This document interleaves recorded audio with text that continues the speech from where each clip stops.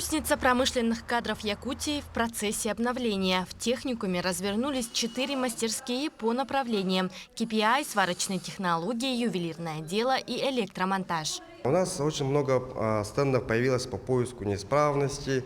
Мы обновили рабочие кабинки, стенд «Умный дом», VR-тренажер. Надо идти в ногу со временем. И вот такое вот обновление как раз-таки дает колоссальный, думаю, толчок для обучения в профессиональной деятельности. Для открытия современных мастерских было выделено порядка 42 миллионов рублей на приобретение оборудования. Эти агрегаты позволяют максимально точно имитировать реальные условия работы. Сейчас идет установка новой техники силами студентов техникума. Все сами устанавливаем, конечно.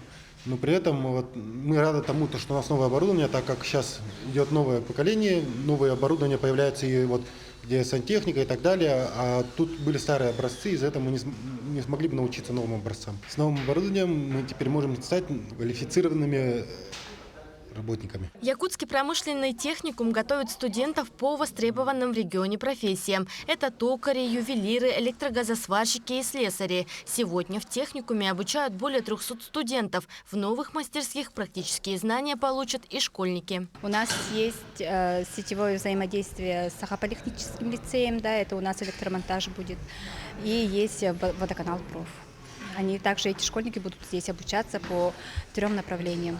Это сварка, электромонтажка и KPI. И они в конце получают свидетельство.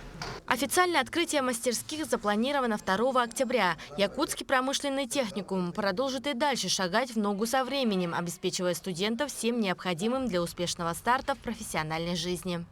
Даяна Федорова, Семен Семенов, Якутск.